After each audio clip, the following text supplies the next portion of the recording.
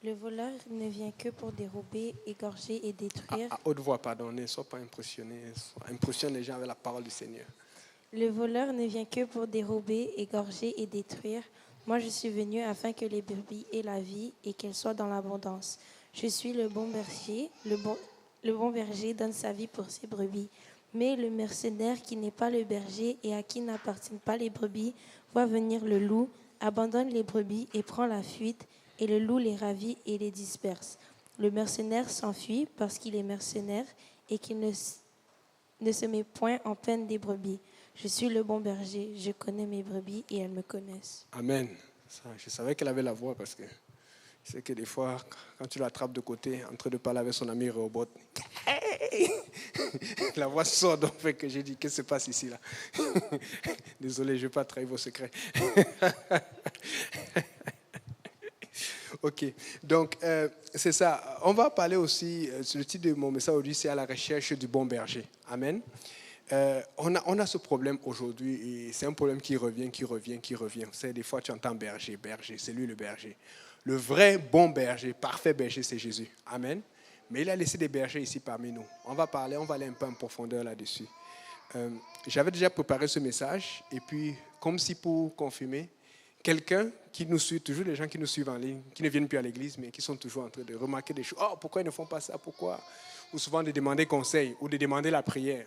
C'est bizarre, ils ne viennent pas à l'église, mais ils nous demandent toujours la prière. On va prier, amen. Dieu va les ramener. Et puis voici le commentaire que la personne me fait. Mais pourquoi quelqu'un peut dire qu'il est pasteur, mais il n'est pas baptisé? Parce qu'apparemment, elle a trouvé quelqu'un qui parlait de Dieu et tout, mais qui disait que non, je ne suis pas baptisé, c'est correct et tout et tout. Mais je lui ai dit, mais ça va directement en fonction de ce que nous on enseigne. Il faut d'abord être un exemple. Parce que Jésus même a montré l'exemple. Amen. Il est le bon berger, mais le bon berger montre l'exemple. Comme on a vu ça, la Bible dit que Jésus s'est fait baptiser par Jean-Baptiste. Mais nous savons que le baptême, c'est pourquoi? Le pardon des péchés. Est-ce que Jésus avait péché? Jésus n'a jamais commis de péché. Mais alors pourquoi il se faisait baptiser? Pour montrer l'exemple. Parce que le bon berger montre l'exemple. Donc ça a juste confirmé mon message aujourd'hui. Et il y a plein de choses. Ce qui me dérange, c'est que vous allez voir plein de choses dehors qui ressemblent à Dieu, surtout dans les églises. Mais ce n'est pas totalement ça, mais ça ressemble, ça semble. Comment je vais alors faire? Surtout quand tu parles à quelqu'un qui n'est pas encore venu à l'église ou qui est allé à l'église, mais qui cherche sa voie. Il faut savoir comment enseigner. Amen. Regardez un peu quelque chose. Regardez un peu comment Dieu voit les choses. Est-ce que tu peux lire Matthieu 9, verset 35? Tu peux donner... Matthieu 9, verset 35. Jésus parcourait toutes les villes et les villages, enseignant dans les synagogues, prêchant la bonne nouvelle du royaume et guérissant toute maladie et toute infirmité. Et vous voyez, il guérissait toute maladie et toute infirmité. Qui aime ça être guéri? Qui aime ça? J'avais mal de tête et puis tu as prié, c'est parti. Ou 2 jours plus tard, c'est parti après avoir prié, jeûné ou demandé, ou juste attendu, tu étais fatigué, du Seigneur, aide-moi, je suis découragé. Amen. Tout le monde aime la guérison. Amen. Mais dans ce verset-là, la Bible dit que ça, c'est ce que Jésus faisait. Mais il ne fait aucune remarque comme si, ça, j'aime faire cela. Mais par contre, le verset qui suit, là, Jésus montre quelque chose qui n'a rien à voir avec la guérison, mais qui a à voir avec ce que lui, il veut. Amen. Est-ce que tu peux lire le verset suivant? Voyant la foule, il fut ému de compassion pour elle parce qu'elle était languissante et abattue, comme des brebis qui n'ont point de berger.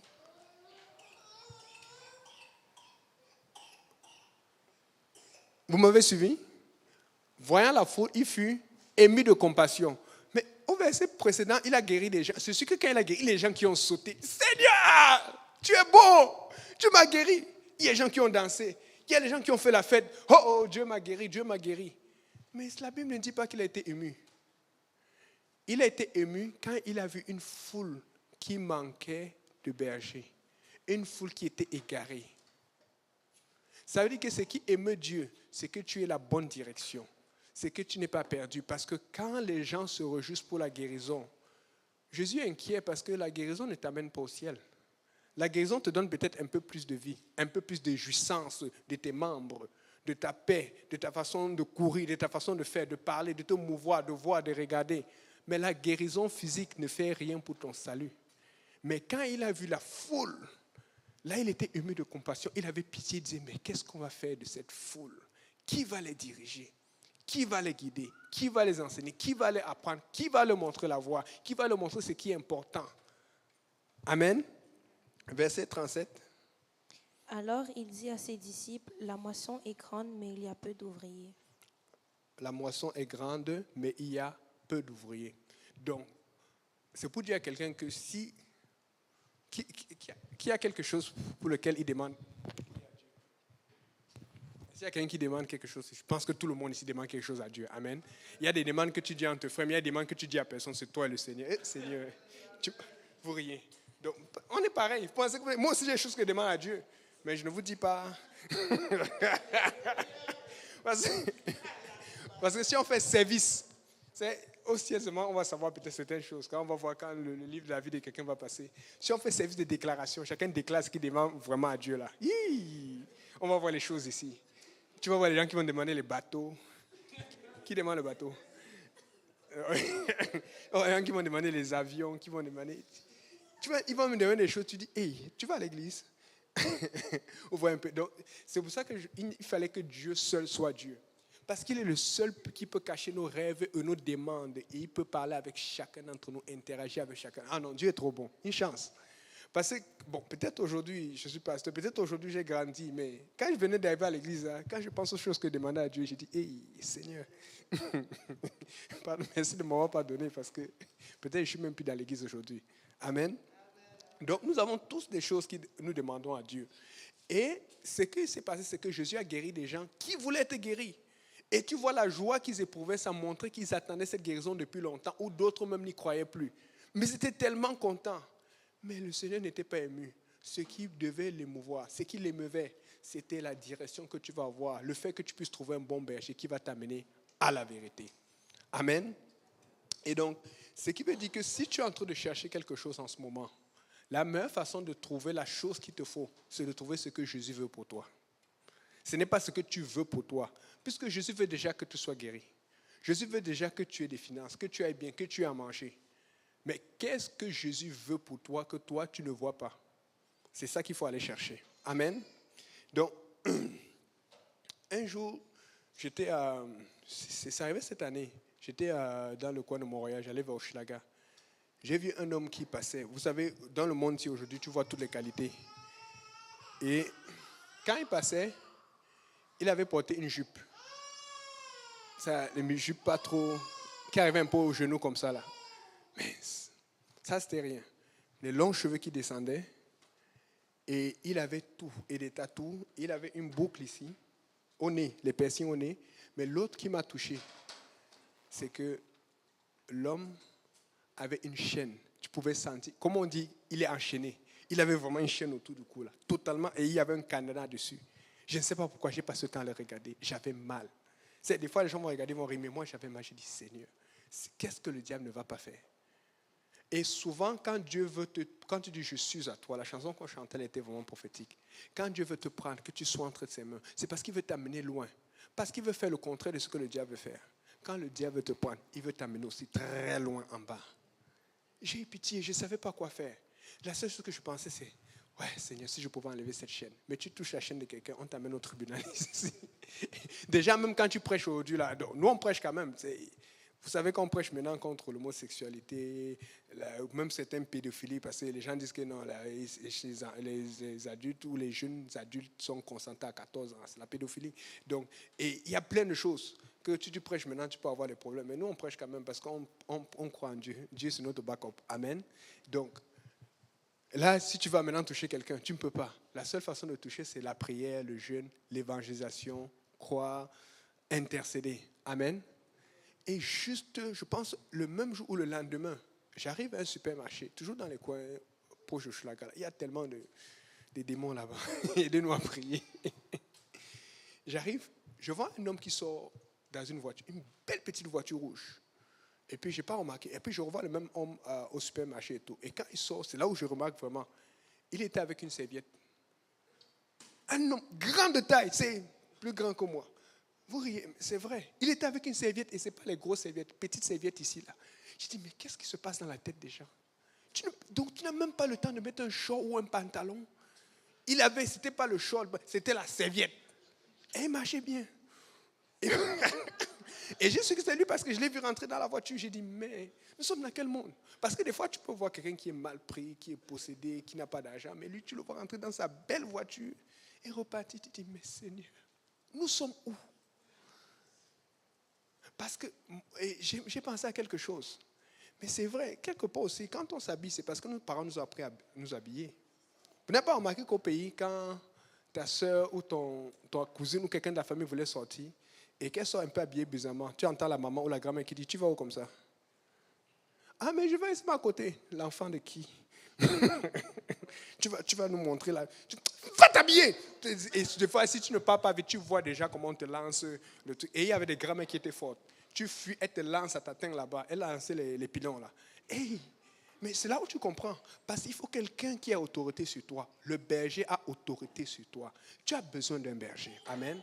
Nous avons besoin d'un berger. Sinon, nous allons faire n'importe quoi. Et c'est ce qui se passe dans ce monde. Le diable essaie de faire ce que tout le monde aille à sa façon.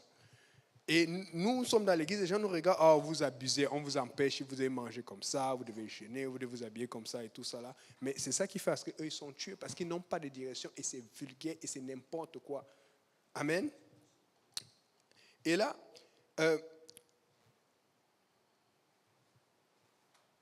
Jésus était parfait. Amen. Mais nous avons un problème. Moi, je suis imparfait. Pasteur Simplice est imparfait. Est-ce qu'il y a quelqu'un qui est parfait ici? Il y a vu des gens qui... Hein? Ok, amen. Bon, alors comment on fait si les bergers que Jésus a laissés sont imparfaits? La seule façon de faire, c'est de trouver le berger qui ressemble le plus à Jésus-Christ. Un bon berger doit tout faire pour ressembler au bon berger parfait. Mais aujourd'hui, nous avons tout le monde qui se déclare berger, prophète. Tu sais, le bon berger doit avoir une autorité telle que, vous savez, pour ceux qui ont déjà vu, est-ce que quelqu'un a une famille, a quelqu'un de la famille qui est dans l'armée ou qui est policier? Vous avez vu comment, quand on t'appelle, on dit réserviste ou recouvrement, ou il faut être au truc là. Il ne niaise pas. On te donne un certain nombre de temps pour te retrouver à la caserne. Ça ne niaise pas. Et là-dedans, je ne vais jamais oublier ça parce que quand j'étais au Cameroun, on était parti au stage. C'était comme la retraite JPD, mais ce n'était pas la retraite. C'était un stage pour jouer au tennis. Parce que bon, le frère Yannick voulait être champion de tennis. J'ai rêvé. C'est pour ça qu'on peut m'appeler aussi Yannick comme Yannick. Non. Mais c'est pas que j'allais être plutôt dans le Seigneur. J'allais faire la compétition pour chasser les démons. Donc, j'ai raconté ça. On était parti dans une ville qui s'appelle Ebolova. C'était loin. Et comme mon père était le coach principal, le responsable principal et tout, moi, je pensais que j'allais profiter et tout. Non, il m'a mis dans une chambre loin de lui avec tous les autres jeunes. Et on nous réveille à 5 heures du matin. Moi qui aimais dormir. Et j'ai souffert. J'ai souffert. On te réveille à 5 heures du matin. Tu dois déjeuner tant, tu dois te laver à temps. Tu n'arrives pas, tu rates ton déjeuner, tu ne manges pas. Je cherchais mon père, je ne le voyais pas. J'ai appris. Là, je pense que c'était ma leçon de vie. Je n'ai jamais oublié cela. Et c'est comme ça que j'ai appris à être discipliné. Un soldat est comme cela. Mais le truc, c'est que nous sommes faits de façon à ce que nous n'aimons pas la discipline. Il faut que tu aies un berger, mais il faut que tu sois redevable au berger. Il faut que tu sois prêt à ce que le berger te discipline et que tu acceptes la discipline. Amen. En tout cas, c'est le message que Dieu m'a donné aujourd'hui. Donc aujourd'hui, là, pardon, supportez seulement. Il faut que nous ayons un berger. Parce que ceux qui n'ont pas de berger, je vous promets, ils ne s'en sortent pas. Ils font semblant comme si ça fonctionne, mais ça ne fonctionne pas. Tu as besoin de quelqu'un qui te dit, oh, même ça, oui ou non. Amen. Parce que c'est ça qui t'aide. Tu as besoin. Parce que est-ce que tu es capable de prier comme lui prie? Est-ce que tu es capable de jeûner? Et à un moment aussi, Dieu va t'utiliser pour diriger quelqu'un. Mais vous avez regardé tous les hommes de Dieu. Moïse a commencé.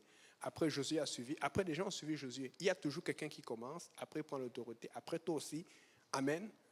Regarde ton voisin, tu as besoin d'un berger. Et, Matthieu 11, versets 20 à 24.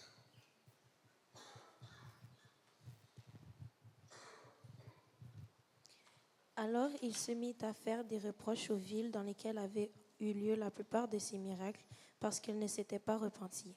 Malheur à toi, Chorazin, malheur à toi, Bethsaïda, Car si les miracles qui ont été faits au milieu de vous avaient été faits dans Tyr et dans Sidon, il y a longtemps qu'elles seraient repenties en prenant le sac et la cendre. C'est pourquoi je vous le dis, au jour du jugement, Tyr et Sidon seront traités moins rigoureusement que vous. Et toi, Capernaum, seras-tu élevé jusqu'au ciel? Non, tu seras rabaissé jusqu'au séjour des morts, car si les miracles qui ont été faits au milieu de toi avaient été faits dans Sodome, elles subsisteraient encore aujourd'hui. C'est pourquoi je vous le dis, au jour du jugement, le pays de Sodome sera traité moins rigoureusement que toi. Ok. Alors ma question ici, c'est, Jésus dit, si les miracles qui avaient été faits en toi, une autre certaine ville, étaient faits à Tyr et Sidon ou à Sodome et Gomorrhe, il y a longtemps qu'elles se seraient repenties. Amen. Bon, ma question, quelqu'un a une idée, pourquoi alors il n'a pas fait ces miracles? Puisque Dieu peut tout. Quelqu'un a une idée? Il dit, si les miracles qui ont été faits à Tyr qui ont été faits chez toi et avaient été faits à Tyr et Sidon, ou avaient été faits à Sodome et Gomorrhe, c'est que Sodome et Gomorrhe ont été détruits par le feu. Amen. Mais alors pourquoi il n'a pas fait les miracles là-bas? La réponse est dans le premier verset. Le premier verset dit quoi? Jésus s'est mis à faire des reproches aux villes dans lesquelles il avait fait plusieurs miracles. Quand on a commencé, qu'est-ce que j'ai dit? J'ai dit, Jésus a fait beaucoup de miracles, les gens se réjouissaient. Mais lui-même, il était ému par les gens qui devaient avoir une direction pour arriver au salut. Fais attention si tu regardes au miracle pour chercher un berger. Parce qu'il y a beaucoup de charlatans sur YouTube et partout. Ne commence pas à regarder au miracle pour savoir que tu as ta réponse. Regarde à la parole de Dieu. Est-ce que ce que tu fais est en règle avec la parole de Dieu? Amen. Le pasteur Jean-Yves a vraiment bien parlé de ça. Et puis ça a touché quelqu'un de Schlager. Il a dit non, là je viens maintenant à l'EPU. Parce que c'est ça qui arrive dans beaucoup d'églises dans d'autres endroits. Oh, je vais lier les démons. Les gens connaissent. Il sait qu'il y a des gens qui ont des listes de démons, non? Les Gédéons, les Apollyon, les millions. Il y a des gens qui font la lutte dans la démonologie. Nous, on veut se mettre apostolique. Amen. Et donc, là, il a fait des miracles dans plusieurs villes. Mais les villes ne sont pas repenties. Parce que les villes avaient des besoins. Mais elles avaient des besoins qui étaient juste la guérison, qui étaient juste le travail, qui étaient juste la possession, qui étaient juste la provision. Mais tout ce qu'ils voulaient, c'était le salut. Parce que le salut, c'est pour longtemps. Si tu es guéri aujourd'hui et que tu vas en enfer pour l'éternité, ça t'a servi à quoi la guérison? Si tu es guéri, les gens ne comprennent pas. Si tu as même la réponse à une prière et que tu vas en enfer, ça t'aurait servi à quoi?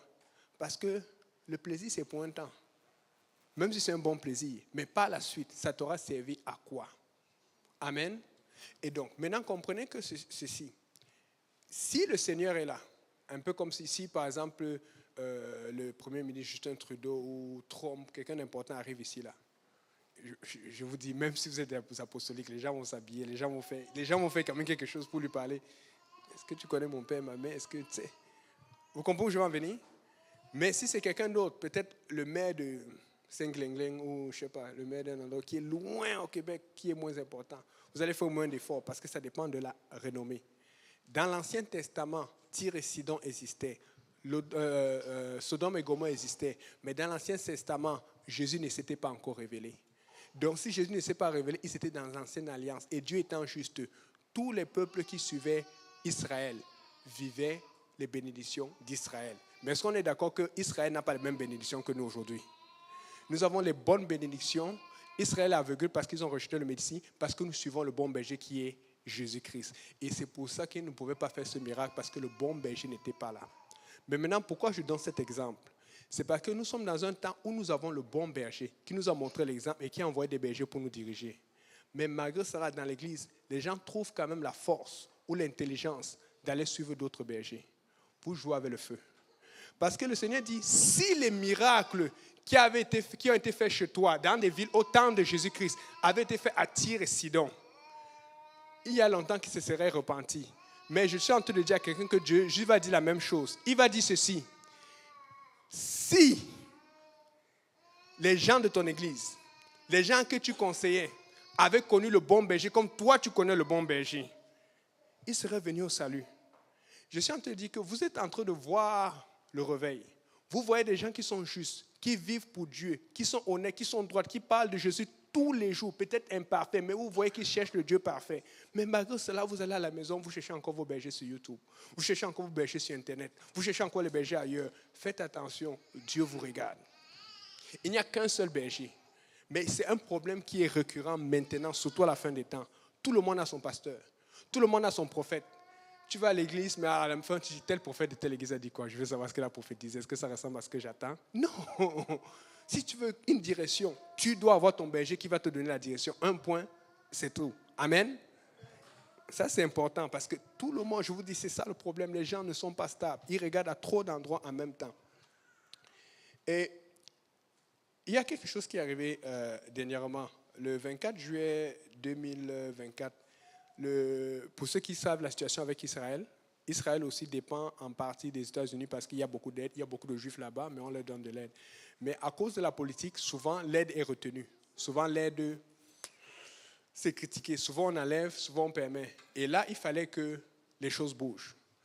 Le Premier ministre Netanyahou a eu une brillante idée et ça a fait bouger les choses. Il a été invité au Congrès israélien, mais quand il est parti au Congrès, il n'est pas parti seul. Il est parti avec des soldats israéliens qui ont été blessés à Gaza. Et ils sont partis avec plusieurs soldats, et la plupart, ce sont des gens qui ont perdu des pieds, des bras, des mains et tout.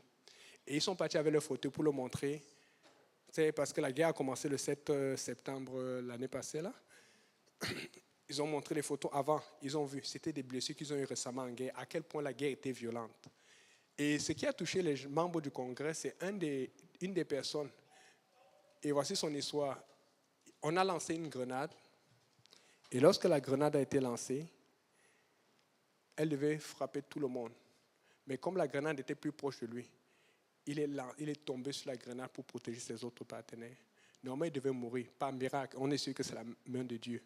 Il n'est pas mort, mais il a perdu toute sa main. Mais parce qu'il a fait cela, tous les gens du char ont été sauvés parce qu'ils ont été piégés, parce que la guerre, ça ne rit pas. C'était une grenade qui était... Vous savez, quand on lance la grenade, on ne lance pas directement, on attend au moment où ça va exploser. Donc, le temps de réaction qu'il avait, il avait juste le temps de décider, est-ce que je saute ou je fais quelque chose? Tout le monde était en train de paniquer.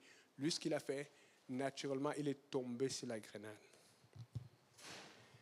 Vous avez parmi vous beaucoup de bergers qui ont des cicatrices parce qu'ils vivent pour Dieu, qui souffrent, qui sont malades, qui sont attaqués spirituellement. Vous voyez même leurs familles souffrir, leurs enfants souffrir. Vous voyez leur entourage souffrir. Mais malgré cela, vous écoutez ailleurs. Ça, c'est dangereux. Vous voyez les bergers qui sont cicatrisés. Comment ils ne sont pas présents dans leur famille parce qu'ils sont en train de prêcher. Ils sont en train de donner des études bibliques. Mais malgré cela, il y en a qui sont en train de les critiquer, de dire toujours du mal. Ça, c'est très dangereux. Le Seigneur n'aime pas cela. Parce que vous ne savez pas ce qu'ils souffrent. Il y a des choses qu'ils ne vous disent même pas. Des fois, les finances, ça manque. Des fois, le repos, ça manque. Des fois, des tensions familiales. Des fois, tu fais tout. Est-ce que Dieu a demandé tout cela? Vous ne savez pas ce qu'ils souffrent. Mais il y a tellement de discussions, de rumeurs, de parlages, de trucs. Ça, c'est une zone dangereuse. Et je vous dis, il y a des gens qui vont perdre leur salut pour des futilités. Concentre-toi sur Dieu. Trouve la direction avec ton berger. Et laisse les gens qui parlent mal. Ça, c'est leur problème. Toi, tu t'avances vers Dieu. Amen. Il y a des bergers qui sont cicatrisés. Et aujourd'hui, en ligne, je ne sais pas si vous savez, et ça, j'étais dépassé quand j'ai trouvé cela. Il y a des sites sur Facebook et des sites Internet, là où les femmes font ce qu'on appelle les sites de vérification de fidélité de leurs copains ou de leur mari. Ah, vous riez, vous savez ça? Non, les sœurs, vous êtes informées. Vous êtes à l'église vraiment? J'ai vu comment la sœur d'Hachem arrive, j'ai dit, hey. Moi, c'est cette année que j'ai connu ça, mais il paraît que ça existe depuis longtemps. Donc, les femmes n'ont tellement plus confiance que maintenant, ce qu'elles font, comment elles font? Elles vont donner, puisque des fois, quand ils ou elles sont infidèles, on me dit que les hommes aussi ont commencé ça, mais c'est plus les femmes qui font cela. Ils ont des sites là où juste les femmes peuvent entrer. Ce qu'ils vont faire, c'est que des fois, comme la femme peut venir à ta maison quand ton ex ou ta vraie femme n'est pas là, ou ta copine n'est pas là, souvent, il y a des lieux que tu reconnais, donc elle va donner juste une photo. Pas le nom, parce qu'elle ne veut pas avoir de problème avec le tribunal. Elle va donner une photo d'un fauteuil, une photo d'un endroit dans le truc, ou une photo d'un message d'amour, que c'est son style qu'il aime dire. Et quelqu'un va reconnaître, dit, mais je reconnais ce genre de message ici, ou je reconnais ce fauteuil ici, ou je reconnais cet endroit. Elles ont beaucoup d'indices. Les femmes sont devenues tellement sages pour inquiéter. Vous savez c'est quoi le problème? Le manque de confiance. Est-ce que tu as confiance en ton berger? C'est dans le monde qu'on fait des vérifications. Chez nous, la vérification que nous avons besoin de faire, c'est le baptême au nom de Jésus-Christ, le baptême du Saint-Esprit avec l'évidence de parler en langue, la sanctification. Ton berger prêche le bon message, suis-le. Voilà pourquoi je dis, je suis le bon berger. Qu'est-ce qu'il dit? Le bon berger donne sa vie pour ses bébés. Et vous voyez bien les mercenaires d'ailleurs, ils ne font rien pour toi. Ils ne t'aident pas, ils ne te font rien, ils ne pensent même pas. Lui, laisse-moi là, viens ici, Dieu m'a dit, fais ça, on va faire comme ça là. Le bon berger passe le temps pour toi, il prend soin de toi, il fait tout pour toi, mais tu vas quand même écouter ailleurs. Ça, c'est le diable. Et quand il donne sa vie, ça peut être dans les deux sens. Ça peut être mourir parce que Jésus est mort pour nous. Mais donner sa vie, c'est son temps. Vous savez que quand le pasteur te donne sa vie, quand les frères et sœurs te donnent sa vie, je sais de quoi je parle parce que moi-même je suis occupé, mais des fois le frère Sambi il rentre tard, son épouse le voit tard. Et là, Joe l'a attrapé. Mais des fois quand il arrive, Joe il attend même à 1h minuit. Papa, donne, parce qu'il faut qu'elle garde quelque chose. Tu es rentré tard, papa. C'est dur. Amen. Le bon berger donne sa vie. La vie, ce n'est pas toujours que tu vas mourir, c'est que ton temps que tu dois passer avec la famille, tu es en train de faire ça avec les âmes, pour gagner les âmes, pour t'occuper de l'œuvre de Dieu. Mais vous le voyez, vous voyez des gens qui souffrent, qui sont... Mais tu te dis, mais lui, il est toujours à l'église, je ne le vois jamais rater. Il n'est jamais malade. Au lieu de rendre grâce à Dieu et puis prier pour lui, quand tu sens qu'il va tomber malade, tu te dis, mais lui là, il vit seulement à l'église, il dort à l'église. Tu le vois bien, toi tu manques l'église facilement, mais lui tu es sûr que tu vas le voir toujours en ligne. Il est toujours en train de, lui là, lui prêt, lui est toujours là. Tu ne sais pas que ça demande un niveau de consécration et de prière. Est-ce que vous savez combien de fois par semaine nous sommes attaqués pour ne pas aller à l'église? Parce que des fois, vous pensez que quand on est toujours à l'église, c'est parce qu'on veut toujours. Des fois, on n'y arrive pas. Il y a toujours une crevaison au moment. C'est juste qu'on a tellement appris à anticiper avec le diable. On est tellement habitué que rien ne va nous empêcher d'être à l'église. Amen. Donc, tu dois t'engager aussi. Tu dois suivre l'exemple du berger. S'il est à l'église, tu dois être à l'église. Amen. Mm-hmm. Amen. Et c'est pour ça, vous voyez, le pasteur Kaouzi est tellement occupé. Quand il voyage, là, on doit le supplier. Parce que je me demande quand il prend le temps pour se reposer, pour aller. Je ne me rappelle pas la dernière fois qu'il a pris les vacances avec Sœur Jolie. Quand il prend les vacances, quand il y a une conférence, et les deux doivent être occupés pour le ministère. Amen. Le bon berger donne sa vie. Regarde, on m'a dit, le bon berger donne sa vie. Donc, vous voyez qu'il y a ce problème de confiance. Et maintenant, ce qui est à la mode aujourd'hui, c'est quoi? Les influenceurs et les influenceuses. Ça, c'est le fléau de l'Église. Je vous dis, il y a beaucoup de jeunes, leurs influenceurs préférés sont les basketteurs. Écoute, lui, le seul talent qu'il a, c'est de prendre la balle, tourner, faire un shoot, et puis il fait des chums. C'est son seul talent. Mais moi, j'ai un problème, c'est que maintenant, il y a des gens qui écoutent des basketteurs pour voir leurs mèmes et leurs commentaires pour dire, voici ce que je pense de la vie. LeBron James va t'apprendre quoi sur la vie? Il est plein de tatous, un pêcheur, un buveur, et c'est lui que tu vas commencer à écouter. Ouh, c'est touchant. Hey, tu es un berger, arrête d'écouter ces gens-là. Je dis ce qui se passe maintenant. Il y a des bergers qui sont en train de se battre, de transpirer pour enseigner. Fais tout pour Dieu. Mais quelqu'un qui est footballeur, parce qu'il est capable de dribbler le ballon, de compter sans que ça ne touche le sol pendant 5 minutes, il va commencer à parler, les gens vont écouter, oui, c'est lui. Et je vous dis, pardon, je n'ai prononcé le nom de personne. Il y a des bergers qui influencent tellement, des faux bergers ou des influenceurs, qu'on a des jeunes qui veulent déjà faire les opérations là. Je connais quelqu'un dernièrement qui posait, en tout cas, je ne vais pas exposer. Il y a des gens qui veulent faire des tatous. On a des gens qui veulent faire, mettre le botox. Ils trouvent que mes lèvres, je vous dis, on a des problèmes. Mais on a des autres personnes dans d'autres églises qui le font. Ils disent que non, le Seigneur veut qu'on soit beau. Donc Dieu t'a mal fait au départ.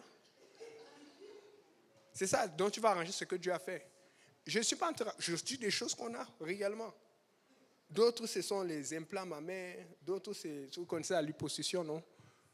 C'est genre, quand tu as trop de graisse, il faut enlever. Hey, juste prends, tiens, mange bien. Tiens-toi en forme. Donc, ça montre déjà qu'on est en train de glorifier la paresse.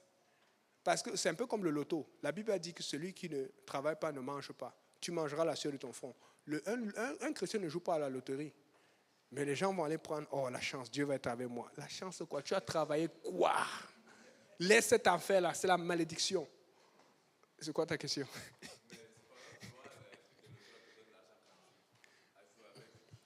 Ok, c'est ça. La première chose que les gens vont te dire, si je gagne, je vais investir à l'église, n'est-ce pas? Ne mets pas ta main là-dessus. Parce que la gratuité, il y a toujours le piège. L'autre chose, c'est que Dieu dit ceci, que je paraphrase, il dit ce qui crée l'addiction ou les problèmes, tu dois t'éloigner de cela. C'est connu que le loto crée l'addiction et ça brise des familles. Donc peut-être toi tu fais de l'argent, mais il y a des gens qui ne ramènent pas l'argent à la maison. Il y a des familles qui sont brisées, divorcées à cause de cela. Et je ne parle pas au hasard. Frère Simplice, qui d'autre? Qui a été, je pense que la sœur Morgane, la sœur Solange, vous connaissez le ministère des itinérants, non? Qu'on faisait à l'église de l'Est. Allez sur YouTube, tapez ministère des itinérants, église de l'Est. On a eu tout genre de témoignages. On a parlé avec des gens qui étaient bien habillés, bien tout là, mais c'était itinérant. C'était des gens qui avaient des compagnies, qui étaient riches, qui étaient bien. Mais l'une des choses qui revenait, il y avait l'alcool, la drogue et les jeux de hasard. Donc, ces choses qui font l'addiction, peut-être toi tu contrôles, mais quand quelqu'un te voit faire ça, il dit que toi tu es chrétien, moi aussi je peux faire. Et Dieu va te réclamer parce que tu étais peut-être un berger pour lui, parce que lui ne connaissait pas le pasteur, lui il était encore loin de l'église, c'est toi qui devais l'amener, mais il t'a vu faire et tu as fait. La Bible dit que éviter toute apparence de mal. Donc, tout ce qui paraît mal, tout ce qui est un peu bizarre là, fuis. Oui, ma soeur, question.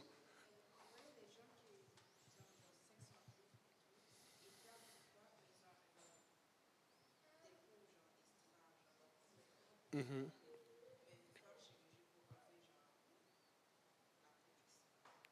Ok, sa question c'est ceci, pose avec le micro. Parce que sinon les gens vont dire que tu caches les questions. Parce que ce sont des choses qu'on a comme problème.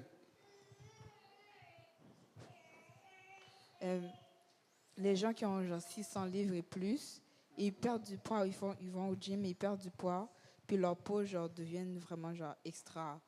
Ils veulent faire de la chirurgie pour enlever cette peau-là parce que ça tombe. Est-ce que genre... Ok, première chose, c'est que quand tu vas regarder ces gens-là, regarde bien ce qu'on leur dit. On leur fait toujours signer un contrat parce qu'il y a des risques pour la santé. Dans toutes ces choses-là, parce que ce n'est pas le processus naturel que Dieu a donné.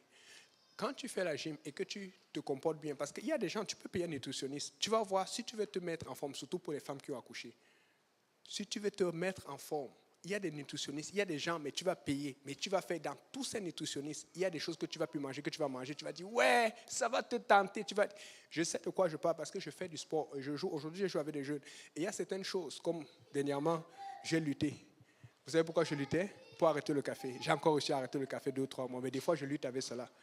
Mais ce sont des choses que j'arrête pas parce que c'est mauvais. Ce n'est pas un péché, quelqu'un qui boit le café. Mais je sais que si je vais être plus en forme, il y a des choses que je dois arrêter. Il y a d'autres choses que souvent je peux prendre, mais que je me prive. J'ai envie, des fois quand c'est dur, je bataille, après je mange bien. Frère Simplice, on a une soeur, on a fait un barbecue pour Schlaga samedi. Une soeur a apporté quelque chose que j'aime beaucoup. Elle a apporté le ndolé. Le ndolé, là, il y a l'arachide de l'huile dessus. Vous connaissez le ndolé, non? Seigneur. Hey, ça c'est gros, c'est gras. J'ai bouffé ça jusqu'à j'ai demandé pardon à Dieu. Moi, d'habitude, c'est un jour qu'il faut éviter.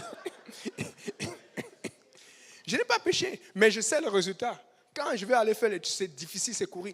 En fait, Dieu nous a fait de façon que si tu te disciplines, il va avoir les bons résultats. Maintenant, dans la médecine, on a des problèmes qui sont flagrants, comme le cancer. On a des problèmes comme les poumons. On a des problèmes, il y a beaucoup de choses à soigner. Mais souvent, dans ces choses-là, il y a des risques. Et quand tu vois qu'il y a des risques, pourquoi tu vas faire cela pour affecter ta santé? Et tu vas voir beaucoup de gens, tu peux aussi voir dans les témoignages, beaucoup de gens qui ont fait ces choses.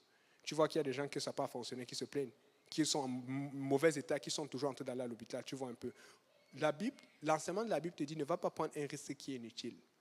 Un peu comme la drogue. Un chrétien ne prend pas de drogue, un chrétien ne prend pas d'alcool. Mais quand tu vas à l'hôpital, on te donne un médicament parce qu'il y a un mal qui est grave. Et donc, on va te donner un médicament qui contient la drogue ou la cortisone pour guérir un autre mal. Ça, c'est un truc que tu peux faire parce que Dieu le permet. Tu comprends un peu. Mais tu ne vas pas aller prendre l'alcool, tu dis Seigneur, je vais être high. La seule façon d'être high, c'est dans le Saint-Esprit ici. Amen. Mais tu vas voir bizarrement quand il faut être high dans le Saint-Esprit. C'est le frère aimé quand tu es parti courir, toi tu es encore jeune, tu es en train de réfléchir. Est-ce que je fais? Alors que tu as les pieds, tu peux bouger. Dieu est en train de jouer sur toi pour que tu deviennes plus homme. Il veut te briser. Si tu remarques bien, les choses que Dieu te donne sont à ta portée. mais tu veux la facilité. Tu veux donner l'argent pour qu'on t'enlève. Non, on va travailler. Amen. Donc, premièrement, regarde bien. J'ai regardé ça plusieurs fois. Il y a beaucoup de risques et les gens se plaignent. Il y a des gens pour que ça fonctionne, il y a des gens pour que ça ne fonctionne pas. C'est risqué. Pour revenir aussi sur ta question sur le loto, il faut que je retrouve cette revue-là. C'est prouvé qu'au loto, la plupart des gens qui gagnent au loto finissent pauvres.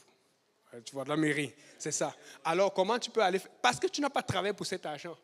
Et même, il faut aller plus loin, mais les gens vont encore même attaquer. La plupart des gens qui restent même riches, en général, ils touchent à quelque chose. Parce qu'ils ont compris, si tu veux garder cet argent facile, il y a quelque chose que tu dois faire. Tu penses que le diable va te donner l'argent comme ça, gratuit?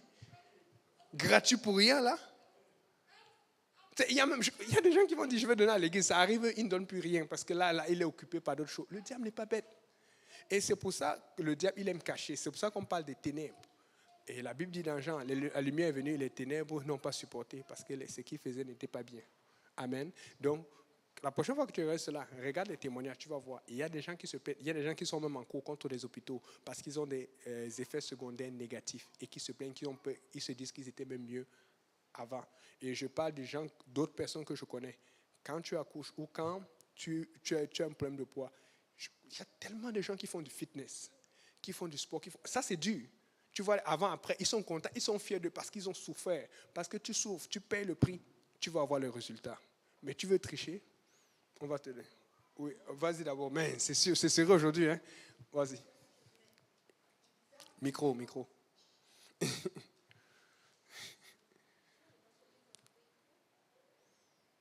Ils perdent le poids avant.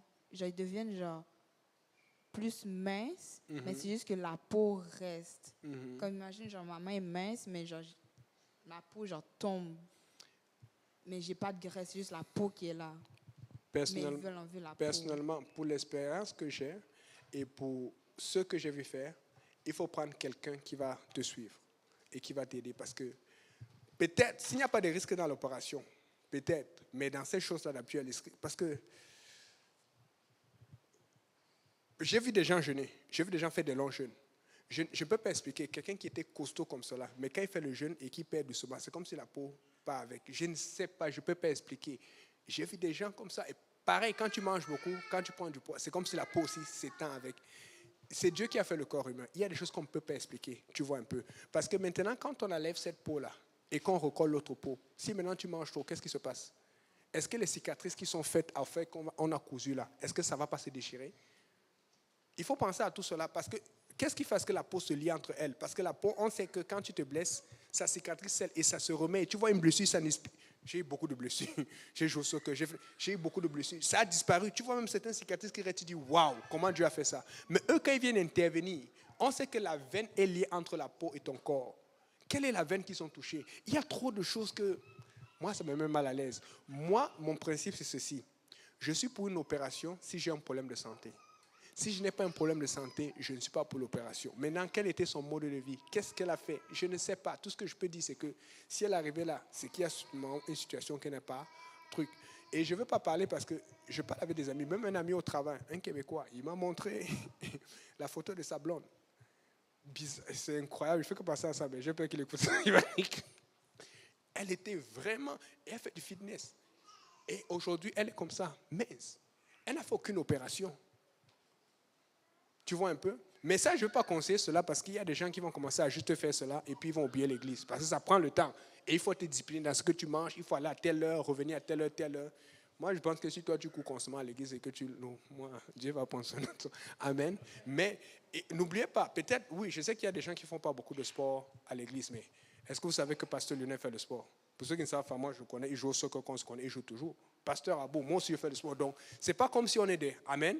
Vous nous voyez faire. Je pense qu'on fait même plus de sport que vous. Donc, juste suivez la Bible. Et je pense que c'est pour ça que Dieu a envoyé cette nouvelle génération, pour vous dire que vous ne pouvez pas trouver une excuse pour vous dire que non, on arrive, on est plate. Combien de fois il y a le pique-nique, on est toujours en train d'apporter. Est-ce qu'il y a un pique-nique qu'on a remarqué? Même quand on doit manquer un pique-nique, on est en voyage, on prie, il pleut, et on est au pique-nique, n'est-ce pas? Donc, vous ne pouvez pas dire qu'on ne vous fait pas faire le sport. Souvent, on vous appelle, c'est vous qui dormez, vous ne voulez pas venir. Vous riez, n'est-ce pas?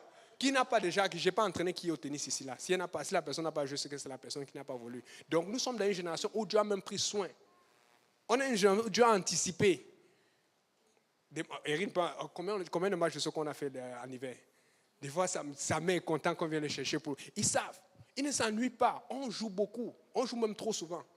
On s'amuse. Si ce n'est pas les échecs sur le Monopoly, des fois, il faut qu'on prie parce que le pasteur a dit, vous, votre Monopoly là. Pourquoi? Vous ne pouvez pas dire qu'on s'ennuie. Mais maintenant, servez au moins ce Seigneur maintenant. Tu vois un peu. Mais souvent, les gens veulent aller trop loin parce qu'ils ne se trouvent pas beaux ou elles ne se trouvent pas belles. Je te dis, il y a un influenceur là derrière. Il y a quelqu'un qui te dit que tu dois être comme ça. Qui t'a dit que pour être là, ta joue, ta lèvre doit arriver ici ou ça doit être pulpeuse? Pulpeux quoi? Tu vas faire quoi avec ta lèvre? Ta lèvre, c'est pour louer le Seigneur, parler en langue. Parce que dans tout cela, pour que ce soit remarquable, il faut que tu mettes quelque chose depuis pour que ça brille. Tu fais la bouche. Tu fais quoi avec? Ta bouche est supposée être nettoyée. En tout cas. Seigneur, bon, ta question, mon frère. À peu près la même question. Amen. Je pense qu'on a touché un sujet chaud aujourd'hui là. Amen. Alléluia. Le Seigneur est bon. En tout cas, et j'ai oublié, il y a l'autre aussi. Et ça m'a tué. C'est très populaire. Allez écrire ce mot-là. Il y a ce qu'on appelle maintenant la rhinoplastie. Vous savez c'est quoi la rhinoplastie? La rhinoplastie, c'est l'opération du nez. Combien de fois le pasteur nous a dit qu'il trouve son nez beau ici? Ah, vous vous rappelez maintenant. C'est lui-même qui parle. Même le pasteur vous aide pour que vous ne trouvez pas une raison. Si le pasteur vous aide, laisse ton nez tranquille. Laisse le nez que Dieu a fait. Amen. La rhinoplastie, que mon nez est trop courbé ici et tout. Il y a quoi sur le nez? Va adorer le Seigneur. Tu vas chercher pour... Et tout ça, ça coûte l'argent. Après, tu dis, Seigneur, je ne peux plus payer ma dîme, je ne peux plus aider, je ne peux plus faire ça. Attends, quand je vais faire ma rhinoplastie, je vais faire un peu plus d'argent, je vais rembourser. Arrête. Laisse ton nez tranquille. Si tu as peur que le frère intérieur pour un nez, Dieu va arranger ton nez. Il y a un frère qui va aimer ton nez. Hey. C'est vrai. Mais il y a des gens qui trouvent ça correct, maman. Parce qu'ils ont regardé YouTube. Quelqu'un a dit que quand on est comme ça, je fais partie de ces gens. Fais partie des gens qui sont sauvés, ça suffit. Laisse le nez tranquille. C'est pas possible. On continue à lire. Regardons maintenant la confusion. Au milieu de tout cela, le diable met la confusion. Matthieu 13, verset 25 à 30. Oui, 25 à 30. Mais pendant que les gens dormaient, son ennemi vint, sema l'ivraie parmi le blé et s'en alla. Lorsque l'herbe eut poussé et donné du fruit, l'ivraie parut aussi. Les serviteurs du maître de la maison vinrent lui dire, « Seigneur, n'as-tu pas semé une bonne semence dans ton champ? D'où vient donc il y a de l'ivraie? » Il leur répondit, « C'est un ennemi qui a fait cela. » Et les serviteurs lui dirent, « Veux-tu que nous allions l'arracher? » « Non, dit-il, de peur qu'en arrachant l'ivraie, vous ne déraciniez en même temps le blé. Laissez croître ensemble et l'un et l'autre jusqu'à la moisson. Et à l'époque de la moisson, je dirai au moissonneur, arrachez d'abord l'ivraie et liez-la en gerbe pour la brûler, mais amassez le blé dans mon grenier. » Amen. Juste reprendre une question rapidement en ligne parce que les gens, comme on dit le passé, non, le passé c'est le passé. Amen. La Bible dit que vous êtes une nouvelle créature, toutes les choses passées sont anciennes. Amen. J'ai déjà dit ça, je redis. Si tu es tatoué et que tu es baptisé au nom de Jésus, oublie, ce n'est pas un problème. Tu n'as pas besoin. Parce que c'est qu'il y a des gens qui se font des tatoués. Amen. Le problème, c'est que quand tu viens à Dieu maintenant, tu te fais encore tatouer. Là, c'est un problème. Je connais, il y a je connais au moins un pasteur parmi vous qui est tatoué. Je ne vais pas vous dire qui. Il y a tout un tatou. Ça reste secret. Amen. On a des sœurs qui sont tatouées parmi nous. Donc maintenant, il y a d'autres même quand ils adorent. Ou des frères. Tu vois les tatous. Est-ce qu'il a? Non. Parce que c'est Dieu qui connaît la personne. Mais quand tu es maintenant venu à Jésus-Christ, tu ne dois plus aller faire des tatous. Tatou pour qui? Ton tatou, c'est dans le cœur. C'est le Seigneur. Amen. C'est ça. Donc, ça répond à la question. Toutes choses sont passées. Merci au frère Joseph qui a répondu. OK. Maintenant, ici, là, il dit ceci. Le Seigneur a planté. Amen. Mais la Bible dit que la nuit, le voleur est venu pour planter aussi sa part. Mais quand les gens voient cela, ils regardent, ils disent non, non, maître, regarde, n'as-tu pas mis la bonne semence? Parce que les gens savent c'est quoi la bonne semence. Dans l'église, tu vois quelqu'un fait, tu dis non, lui, il fait bien. Tes JPN, le JPN là, amen, ils se connaissent, amen. Est-ce qu'on fait cela? Amen. Alléluia. Je connais beaucoup de gens, en tout cas. C'est un sujet sensible. Et là, maintenant, qu'est-ce qu'on fait alors? La Bible dit que là, les disciples voulaient couper.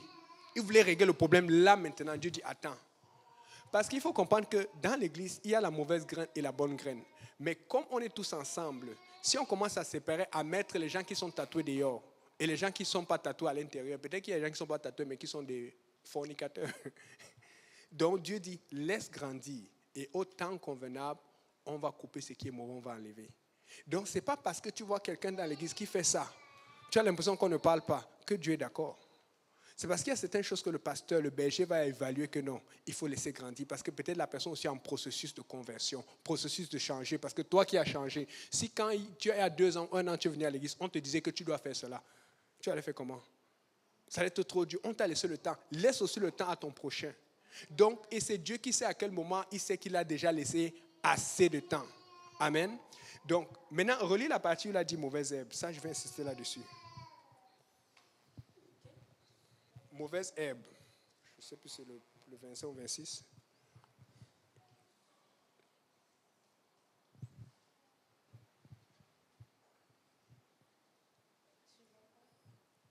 Ben, juste relis tout. Oui, relis. Mais pendant que les gens dormaient, son ennemi vint, sema de l'ivraie parmi le blé et s'en alla. Lorsque l'herbe eut poussé et donné du fruit, l'ivraie parut aussi. Les serviteurs du maître de la maison vinrent lui dire, « Seigneur, n'as-tu pas semé une bonne semence dans ton champ? » Ok, c'est bon. En fait, là où on dit ivraie, dans l'autre version, c'est mauvaise herbe. Amen. Et quand tu regardes dans les manuscrits anciens, en grec ancien, le terme ivraie, vous savez comment c'est écrit?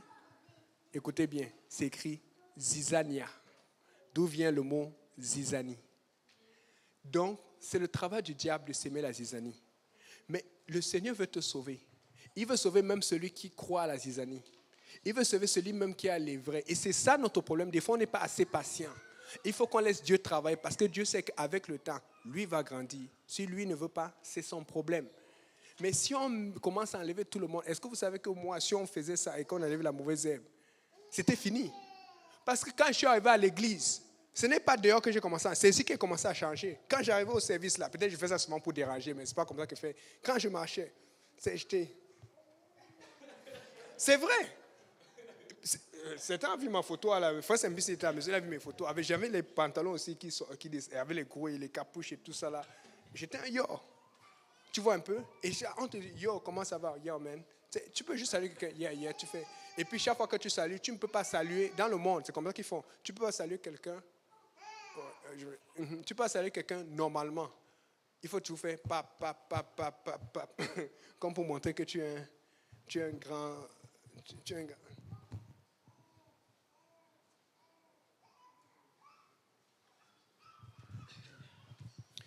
Que tu es yo, que tu es un connaisseur, que tu connais tout. Donc, là, alors, qu'est-ce que je vais faire? Je vois mon frère qui fait mal. Je vois ma soeur qui fait mal. Le pasteur fait une étude avec elle. La femme du pasteur fait boutique avec telle personne. Il y a tel frère qui s'occupe d'elle. Je laisse tranquille, je vais prier pour lui, je vais prier pour elle. Mais le problème que nous avons parmi les jeunes, parmi même les gens de l'église, les membres de l'église vieux, c'est que on voit une personne faire mal et on commence aussi à faire. Et on fait même pire. Mais c'est dangereux pour nous parce que la Bible dit que c'est Dieu qui dit laissez grandir et au temps convenable, il va venir couper. Ça veut dire que quand il va venir couper, si tu as continué à mal faire parce que tu regardais l'autre, toi aussi tu vas être coupé. Donc, ce que tu dois faire, c'est que identifie ce qui est bien et fais ce qui est bien. Ne fais pas mal parce que l'autre fait mal. Prie pour que l'autre change aussi. Parce que ça met la pression et je le sais. Oh, tel fait ça, tel regarde ça, tel... On m'a dit... Je veux parler. Amen. Ne me tuez pas. Ça, ce n'est pas moi qui ai prêché. C'était à la retraite JPNienne. Donc le frère Thierry est venu, il a d'abord parlé. Il faut servir Dieu avec force, tout. Et maintenant, le frère Vandé, je m'attendais parce qu'il dit, c'est le frère Vandé vient ici, là. Et puis, il dit que, attention, les copains, copines, là. Il y a eu un froid. Et je ne savais pas à quel point, mais c'est après que j'ai entendu qu'on avait ce problème dans l'église. Copain, tu vas l'épouser. Tu es sûr. Et les gens sont déjà, c'est ma personne. Seigneur, je suis en train de toucher un sujet sensible. Donc, vous parlez comment, Pam Testo? Ça va? Ça va, Sainte? Ça va, toi? Oh, ça va, chérie? Non, je veux savoir, parce que quand copain, copine, c'est quoi que vous faites que nous, quand tu es fiancé, tu ne peux pas faire? Parce que je ne vois pas la définition dans la Bible. Je vois seulement fiancé, marié. Mais les gens ont 14 ans, 13 ans, 15 ans. Et si l'autre passe sans le saluer ou à d'autres trouve, ils sont venus le voir, ils se fâchent même. Hey, il est venu pour Dieu, il n'est pas venu pour toi. Amen. On a chanté « Je suis à toi ». Parce qu'il peut chanter « Je suis à toi », tu le regardes, tu dis « Eh, ah bon, non, c'est à Dieu. Amen. C'est à Dieu et rien d'autre. Amen. Regarde ton voisin, tu dis « À Dieu et rien d'autre ». Alléluia. Amen. Donc, c'est ça. Regarde ton voisin, tu dis « Fais bien ». Lis Matthieu 8, verset 1 et quelqu'un d'autre lit Matthieu 8, verset 18. 8, 1. Je vais apporter un parallèle. Lorsque Jésus fut descendu de la montagne, une grande foule le suivit. Maintenant, lis Matthieu 8, verset 18. Jésus, voyant une grande foule autour de lui, donna l'ordre de passer à l'autre bord. OK. Vous avez vu dans les deux versets, on écrit grande foule. OK? Quand vous regardez certaines traductions, surtout en anglais où c'est plus fidèle, on dit great multitude. Et c'est avec S. Et quand tu regardes en grec ancien, le mot, c'est vraiment un mot pluriel. C'est dit grande foule. Donc, c'est dit des grandes foules. Mais en français, ils ont seulement dit comme si on a vu une grande foule. Voici la différence. Jésus a vu plusieurs groupes de foules qui le suivaient. Parce que quand tout le monde vient à Jésus, tout le monde ne s'entend pas. Mais tout le monde regarde à Jésus. Il y avait déjà de la division. C'est pour ça que des fois, tu vas voir, les Philippinos sont plus à l'aise avec les Philippinos, les Québécois sont plus à l'aise avec les Québécois, les Camerounais. Mais une chance que Dieu nous a donné une église multiculturelle. Amen. Dans l'église de Dieu, on ne vient pas faire parce que tu es Philippino, parce que tu es... Non, tout le monde est enfant de Dieu. Amen. Et c'était ça le point de Jésus, rassembler tout le monde. Mais quand tu lis la Bible, c'était plusieurs foules qui suivaient parce qu'il y avait des gens en groupe qui le suivaient, mais les groupes ne se mélangeaient pas. Mais éventuellement, quand ils grandissaient, maintenant les groupes se mélangeaient parce que Dieu veut changer ton cœur. Un berger est un rassembleur. Mais nous devons ressembler au berger, n'est-ce pas? Regarde ton tu dis, tu dois être un rassembleur. Ou c'est une fille, tu dois être une rassembleuse. Amen. Dieu ne fait acception de personne. Donc toi non plus, tu ne dois pas faire acception de quelqu'un. Amen. Alléluia. Donc, pendant que tous visaient leurs problèmes personnels, Jésus visait leur amour et leur unité. Amen. Pour qu'ils se soutiennent les uns les autres. Autre chose, Matthieu 14, versets 14 et 17.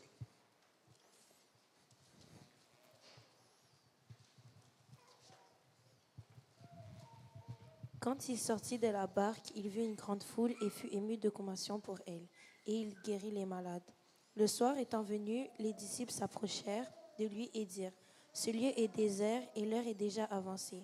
Renvoie la foule afin qu'elle aille dans les villages pour s'acheter des vivres. » Jésus leur répondit « Ils n'ont pas besoin de s'en aller, donnez-leur vous-même à manger. » Mais ils lui dirent « Nous n'avons ici que 5 pains et 2 poissons. » Ok, regardez bien. La Bible dit qu'il vit encore une grande foule. Et dans ce verset aussi, c'est des grandes foules. Donc, il a vu plusieurs groupes de gens qui venaient à lui. La première chose que Dieu a fait, c'est quoi? Il a guéri. Parce que Dieu connaît leurs problèmes. Peut-être Dieu savait que s'il ne commence pas à les guérir, s'il commence à dire, repentez-vous, faites-vous baptiser, changez, arrêtez de faire des opérations, arrêtez de regarder les influenceurs, tout le monde serait parti. Donc peut-être Dieu, pour les garder, il a dit, je vais d'abord leur montrer que je suis capable. Vous voyez comment on fait souffrir Dieu? Seigneur, je veux, Dieu donne. Après, tu entends. Mais attends, je voulais te parler. Faites attention. Seigneur, je veux, Dieu donne. Comme chez nous, on dit tu paimes. Tu fuis directement. Tu prends la peau d'escampette. Seigneur, je veux. Non, le Seigneur veut prendre ton attention, veut avoir ton attention. Mais regardez maintenant. La Bible dit qu'il les a guéris. Maintenant, il se fait tard. Là, les disciples veulent les chasser. Parce que les disciples voient qu'il y a beaucoup de gens. Mais ce n'est pas pour rien. Les disciples voient qu'il y a trop de monde. Les disciples disent que, mais maître, il faut les renvoyer, il y a trop de monde. Mais Dieu n'a pas de problème qu'il y a du monde. Dieu aime ça quand il y a du monde autour. Dieu aime ça quand on est nombreux à l'église. Il n'est pas gêné. Quand il y a beaucoup de monde, ça veut dire qu'il y a beaucoup plus de problèmes. Dieu aime ça quand il y a les problèmes, mais viens vers Dieu. Il va les régler. Amen. Mais ce n'est pas tout. Là maintenant, Jésus les défend et dit non. Pourquoi vous voulez les renvoyer? Vous-même, donnez-les à manger. Les disciples disent directement. La réponse est directe. Il dit non, on a juste 5 pains et 2 poissons. Lisez bien, vous allez voir. Ça sous-entend que quand Jésus a fini de guérir. Seulement les disciples avaient déjà faim. Ils voulaient déjà manger. Ils ont vu, il n'y a pas assez de nourriture. Et si on commence à manger devant le Seigneur ici, là, hey, il va nous critiquer. Et la peuple. Donc, eux, ils font un plan. Ils disent, il faut qu'on parle à Dieu. Seigneur, chasse-les. Lisez, vous allez voir. C'est là, 14.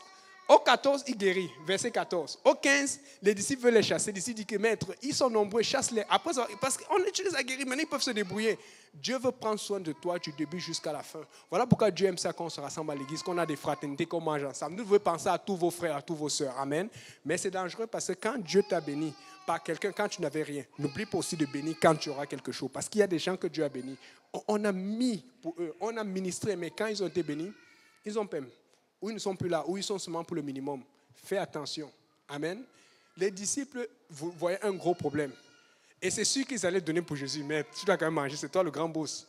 Mais ils ne voulaient pas partager. Puisque dès que Jésus parle, faites la manger, il dit, maître, il y a juste ça, simple poisson. Donc dès qu'ils avaient fait les calculs que bon, moi je prends la tête, l'autre prend la queue. Je sais qu'il y a un qui mange la queue de poisson, l'autre la tête et tout. Ils avaient fait le programme. Mais Dieu ne fonctionne pas comme ça. Dieu voulait les garder. Parce que quand ils vont être gardés, ils vont manger, ils vont passer plus de temps avec Dieu. Dieu veut passer du temps avec toi. Écoutez, je vous dis sincèrement, le Seigneur aimerait, je vous dis sincèrement, le Seigneur aimerait que quand on vient à l'église, si on peut passer toute la nuit ici sans problème. Mais il sait qu'on doit aller le lendemain parce qu'on a des problèmes, on a le travail, on a l'école et tout. Alors il dit, bon, venez au moins à l'église. Mais maintenant, c'est un dimanche, tu es trop fatigué, tu ne viens pas à l'église. Dieu ne sait plus quoi faire alors. Puisque fondamentalement, quand tu lis ce verset, tu vois que Dieu aime qu'on passe du temps avec lui. Il veut être au milieu de nous.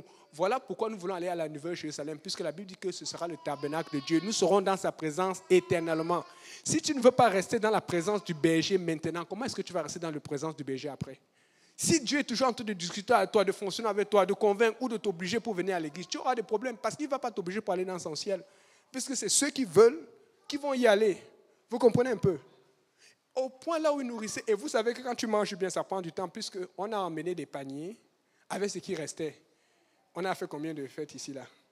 On mange, ça finit, tu vois, il y a encore la nourriture. Tu restes. C'est quand la nourriture finit. Il y a deux choses qui font partie les gens. Quand la nourriture finit ou quand tu as trop mangé.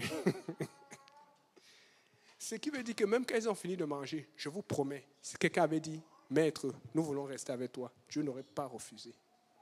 Parce que nous sommes partis faire nos choses. Dieu n'est pas contre cela. Mais c'est dans ces choses que nous sommes partis faire, là où le diable nous attend. Voilà pourquoi, comme on a compris qu'on ne peut pas être avec Dieu à 24 heures sur 24, Dieu a dit, je vais vous donner le Saint-Esprit. Amen. Donc si la sœur Kelly veut, on va prier pour elle, pour le baptême du Saint-Esprit, elle va être remplie du Saint-Esprit. Comme ça, Dieu va s'assurer d'être en toi, avec toi, dans ta douche, dans ta chambre, dans ton intimité, dans ton école, là où il n'y a pas ton berger, là où il n'y a pas le frère et la sœur qui te parlent de Dieu, pour s'assurer que tu fasses la bonne chose. Dieu veut passer du temps avec nous. Dieu veut passer beaucoup de temps avec nous. En fait, il veut passer tellement de temps avec nous que si on le prouve qu'on veut aussi passer du temps avec lui, il va nous garder pour l'éternité. Mais comment nous agissons maintenant? C'est là où nous prouvons à Dieu si nous voulons passer du temps avec lui ou pas du tout. Est-ce qu'il y a quelqu'un qui veut passer du temps avec Dieu? Moi, je veux passer du temps avec Dieu.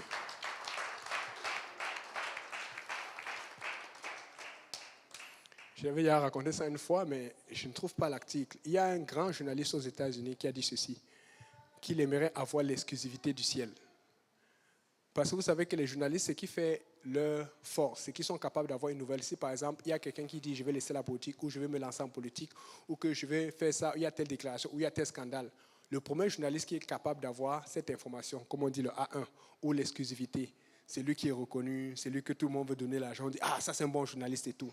Mais il y a un journaliste qui a dit cela, non chrétien, qu'il aimerait avoir l'exclusivité du ciel des noces de l'agneau, parce que comment on va être enlevé? On va être au ciel, n'est-ce pas? Et puis, le Seigneur va venir, on va appeler les noms. Sœur Georgette, Jésus, tout le monde va applaudir. Vous savez qu'on applaudit là? Non, ça va être beau au ciel, je vous dis. Ça va être beau. Sincèrement, ça va être beau. On sera en robe blanche. Même moi, je vais porter une robe blanche. Et je vais me vanter avec ma robe. Seigneur, je suis beau dans ta présence. Amen. Des longues robes blanches, pures.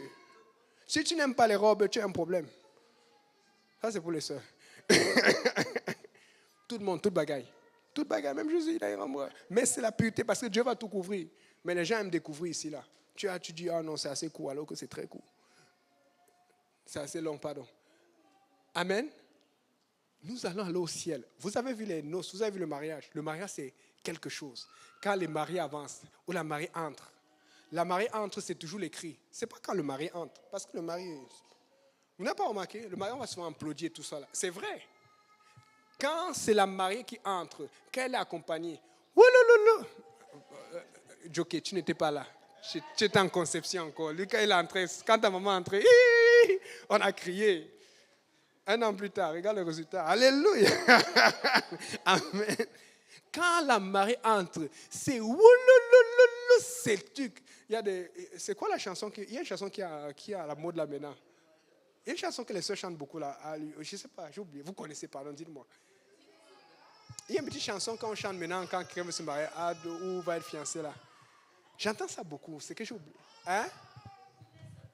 Non. C'est une chanson un peu style mondaine, mi-religieuse et tout. C'est lolo, voilà. J'entends beaucoup. Lolo. Peut-être qu'il y aura des lolo aussi. Lolo. Bon, maintenant, puisque Dieu nous donne, écoutez, le premier miracle de Jésus a été fait où? Dans un mariage. Parce qu'il voulait montrer qu'il approuve le mariage et qu'il aime ça, que c'est quelque chose de très beau. Mais parce qu'il voulait donner un rappel pour son église. Mais maintenant, c'est qui l'épouse? C'est l'église. C'est nous. On va dire Église pentecôtiste unie de Saint-Laurent. On commence. Pasteur Graham, Pasteur Benji, Pasteur Kausi. Attends quand ton nom. Réobot. Écoute, on ne va pas te presser comme souvent le service fini, on dit sortez vite, il y a un autre service. Non, ce n'est pas qu'il y a un service espagnol. Il n'y a aucun autre service, c'est le seul service. Tu peux marcher comme ça. Je ne sais pas quelle démarche je vais prendre. Tu peux marcher comme ça. À chaque truc, à chaque pas, tu vas te penser, ah, tu m'as attaqué Satan, toi tu es en enfer, moi voici je marche au ciel. Toi tu es en enfer, moi voici je suis dans les rues d'or. Je suis dans les portes, je vais vers la porte de perles. Alléluia. Je disais ça à quelqu'un hier, j'ai oublié. C'est un truc que le Seigneur a mis dans mon cœur. Pardon, n'allez pas dire que c'est écrit dans la Bible. Vous savez, des fois qu'on fait les services JPN, on reste là, on joue, on est content, on danse, on allonge le service. C'est quand tu seras au ciel pour l'éternité, tu as passé 10 ans au ciel, 20 ans au ciel. Est-ce que vous avez pensé au fait que vous allez aller repartir pour revoir les vidéos JPN, les vidéos de baptême? On pourra le faire. Et là, maintenant, ceux qui n'ont pas voulu qu'on les baptise, vous allez me critiquer. J'ai dit, mais c'est vous qui n'avez pas voulu qu'on vous baptise. J'ai raconté ça dernièrement. Il y avait une sœur de l'église. Elle est en Afrique maintenant, mais elle sait tout le Seigneur, je pense. Elle ne voulait pas se faire baptiser. Elle ne voulait rien savoir. Et finalement, le jour où elle s'est fait baptiser, on est tellement contents. Le frère Ludovic était là. Mais comme dans le temps, c'est moi seul qui filmais, mais moi, personne ne m'avait filmé, donc je ne pouvais pas. Et on avait tellement peur qu'elle change d'avis. On n'a pas pris sa vidéo. 1 an ou 2 ans plus tard, elle vient dire, frère Yannick, où est ma vidéo de mon baptême? Je dis, mais tu ne voulais pas. Et puis aussi, comme on avait tellement peur, c'était dur. Aujourd'hui, les baptêmes sont faciles parce que c'est tout le monde qui se baptise. Dans le temps, quand on travaillait Pasteur Kausi, c'était dur. Quand on avait un baptême, je vous dirai les vidéos, tout le monde, on appelait les gens à minuit, 1 heure, ils sont, attendez-moi. Des fois, on allait se fâcher contre le pasteur qu'il a fait le baptême trop vite. Donc, on devait prendre le temps pour parler à la personne, pour que faut simplifier, non? Allez taper sur JPN, taper baptistère, installation du baptistère de l'Est. On appelait les gens, les sœurs sont venues, tout le monde. Dans l'ancienne église, un baptistère. Aujourd'hui, on fait le baptistère, tout le monde ne veut pas venir. Chacun dit, mettez en ligne, on va regarder à distance. Il faut qu'on enlève le truc en ligne. Là. Ça va être pour ceux qui sont loin, qui ne peuvent pas venir ou qui sont malades. Parce que c'était un revers. Maintenant, on a pris ça pour acquis. Et maintenant, tu vois ces vidéos-là. Quand tu vas vouloir, et on ne peut pas faker, truquer les vidéos, tu vas dire, mais si ça avait été comme ça, prenez plaisir pour ce qui se passe maintenant. Prenez plaisir à servir Dieu parce que vous allez repasser ça. On va te montrer comme toi tu hésitais, tu parlais mal du pasteur, tu parlais mal de ton berger, tu parlais... Oh, mais toi, c'était toi, tu faisais quoi comme ça là? Tu vas passer devant Dieu. On va tout te montrer, les bons et les mauvais coups. Tu vas dire non, pasteur, passe vite la cassette, mais l'autre là, tu te rappelles le jour où tu as jeûné, prié, tu as intercédé, les démons sont sortis, tu dis, passe. Seigneur, tu as vu, hein? Hey! La maison de Dieu, le trône de gloire. Où écoute, il y a des anges, il y a des grands, les hommes de Dieu, les Paul. Tu vois Paul même avec les cicatrices. Tu vois les gens, les Daniel avec peut-être, je ne sais pas, peut-être le lion ne l'a pas touché, mais peut-être qu'il y a une griffe qui a failli le toucher, pour que Dieu allait. Je ne sais pas. Tu vas voir les marques, tu dis, tu vas d'abord t'intimider, tu dis, je rentre ici comme moi je suis là. On dit, je n'ai prié, je n'arrive même pas. On dit même, il faut louer le Seigneur. Même courir, je n'étais pas capable. Déjà, j'attendais que l'autre parte avant de suivre. Oh, la prière, l'étude biblique. Je n'ai jamais fini mon étude. Tu es arrivé de justesse. Est-ce que vous réalisez où on est en train de partir? Maintenant, tous ces gens qui vous impressionnent, tous ces basketteurs qui ont donné leur nom, leur âme au diable, les LeBron James et tout ça, ils sont partis. Il n'y a plus personne qui t'influence. Et les gens qui ont la grande étoile, ce sont les apostoliques qui sont morts, qui ont souffert, qui ont sacrifié argent et finances. Maintenant, tu te rends compte que le décor a changé.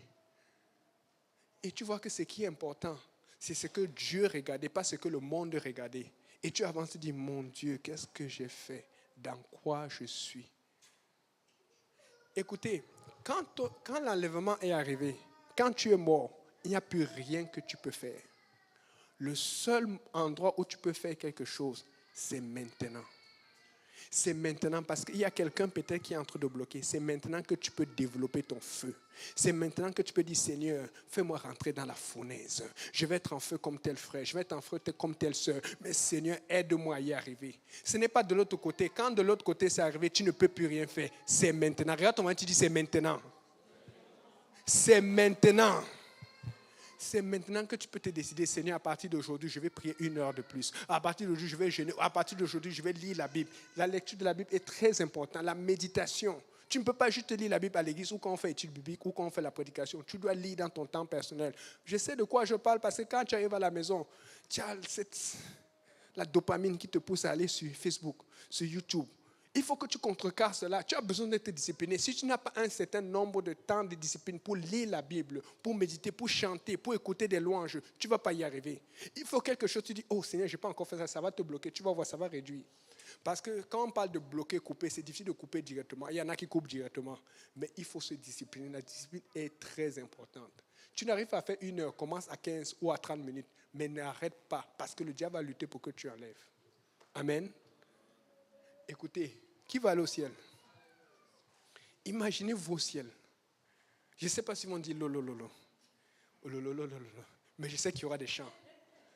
C'est peut-être le chant que la sœur Morgane a dit. Your goodness is one. Tu vois un peu, imagine les services ici, tu pleures, les gens tombent au sol et tout là.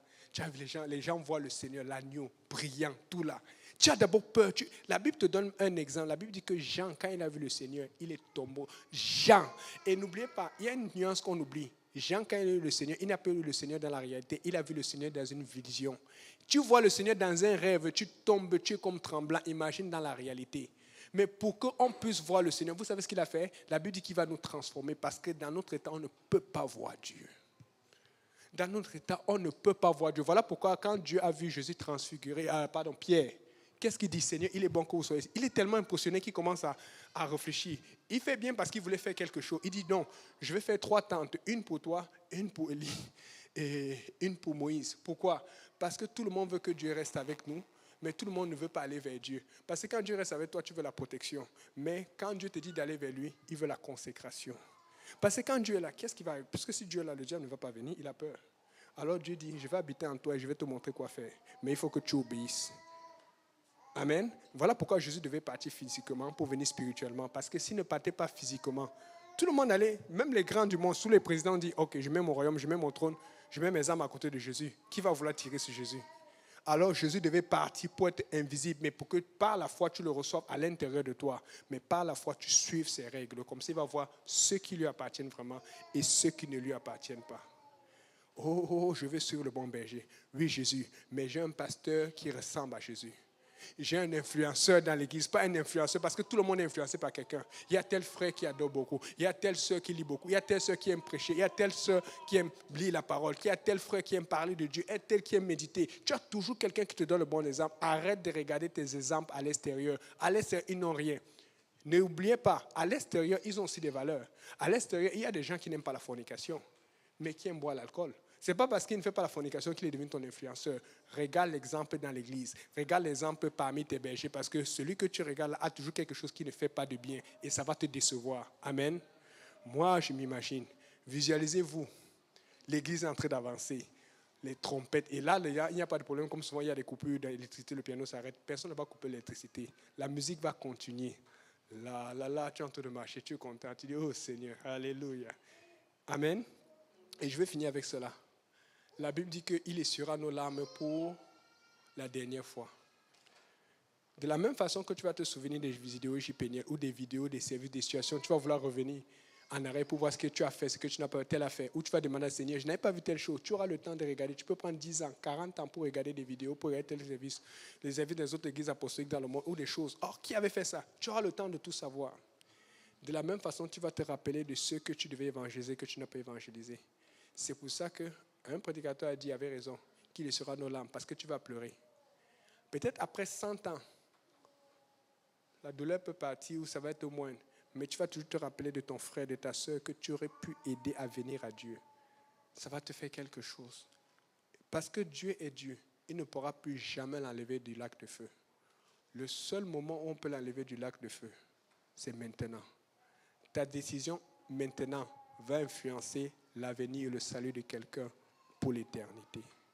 Mais si tu es encore en train de lutter, et tu luttes parce que tu veux t'accrocher au monde, tu veux t'accrocher à la mondanité, tu ne vas pas amener personne parce que toi encore, tu dois encore te sauver. Laisse Dieu, jette-toi dans le feu, jette-toi dans la présence de Dieu et permets à Dieu de travailler. Amen. On va s'élever. Alléluia. Frère Simplice va conclure et va prier pour le repas. Amen. Qui veut aller au ciel? Qui veut aller au ciel? Alléluia. Merci Seigneur. Papa, nous te bénissons, nous te rendons grâce, nous te disons merci. Merci encore, Papa, pour ta parole, Seigneur. Pendant ce temps où, Papa, nous nous préparons, Seigneur, à toi venu, Seigneur Jésus. Nous prions, Papa, que ces paroles restent durablement dans nos cœurs, Seigneur. Souviens-toi de toutes ces requêtes qui ont été mentionnées, Seigneur Jésus. Tout ce qui aussi n'a pas été mentionné, Seigneur. Éternel Dieu de gloire, maintenant que nous allons nous séparer, Seigneur, je prie que tu raccompagnes chacun de nous à son lieu de domicile, Seigneur. Saint et sauf, Seigneur. Bénis, Éternel Dieu de gloire, la fraternité que nous allons avoir, Seigneur. Soit dans nos conversations, que nos âmes grandissent, Seigneur, et glorifient ton Saint-Nom, et que toute la gloire te revienne. Que le peuple de Dieu dise au nom de Jésus. Au nom de Jésus. Au nom de Jésus. Est-ce qu'on peut l'acclamer encore plus fort?